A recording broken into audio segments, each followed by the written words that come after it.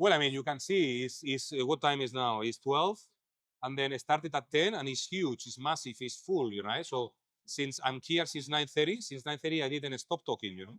So it's easy for me to talk, but what I mean to say is that there is colleagues, ex-colleagues, there are competitors, there is suppliers, there are customers. So all this network is what gives to you the leads for where the new projects are, or where is the cargo owner coming from, right? So answering your question, this is a right platform to get together all the stakeholders around the project forwarding, project forwarding wall.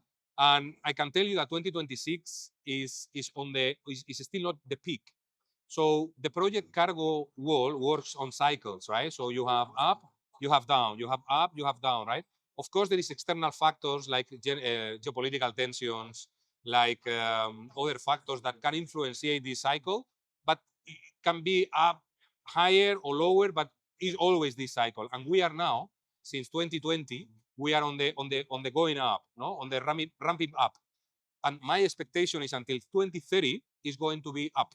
So we will reach the peak on 2030, and from then we will go down, right? So getting to your point, you know, and I'm deviating a little bit, but talking to your point, 2026 is still going to be on the ramping up.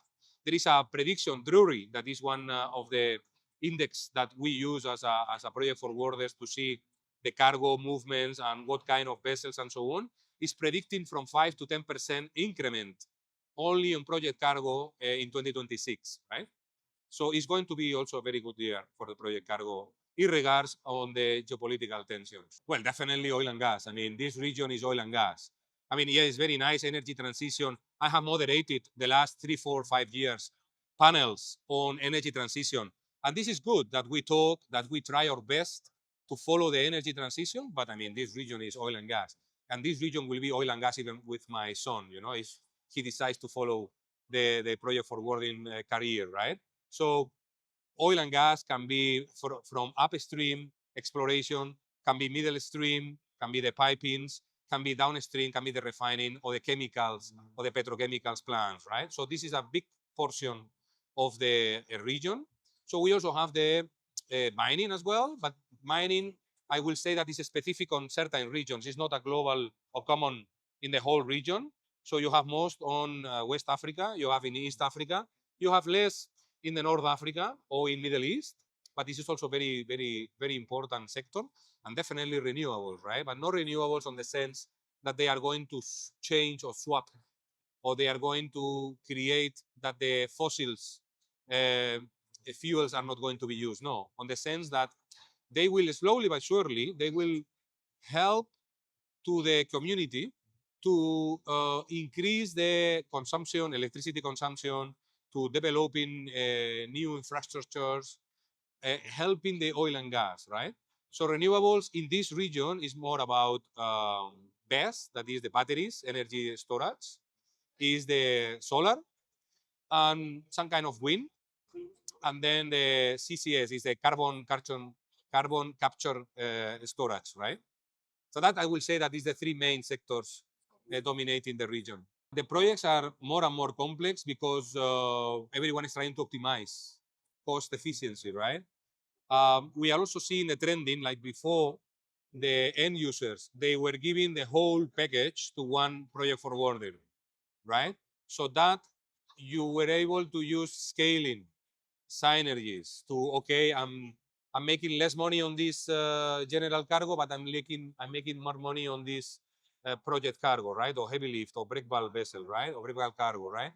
So nowadays, what we can see is that because of the cost efficiency pressure, the customers are chopping the cargo, the cargo list, and then they are issuing one RFQ or tender for general cargo, one RFQ for project cargo, one RFQ for custom clearance.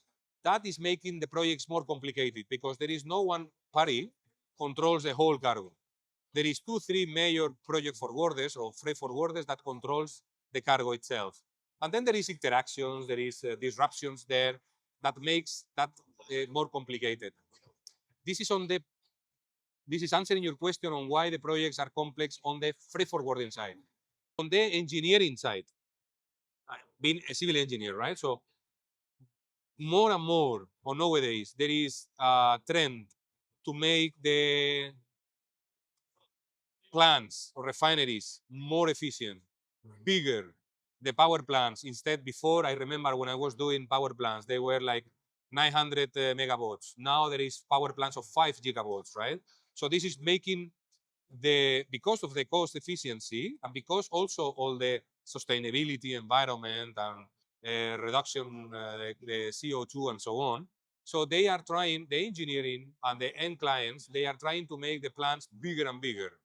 That creates more problems in the terms of construction, in the terms of logistics, and in the terms of commissioning and functioning, right? Well, I mean, this region has everything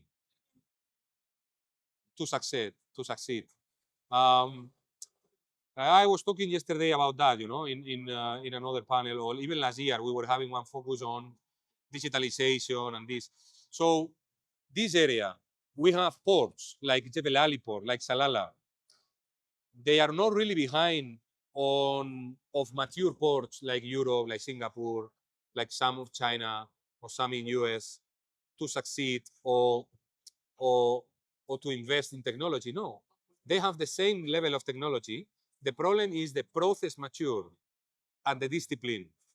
That is the difference between this region and other regions, right? So definitely this region has everything to succeed.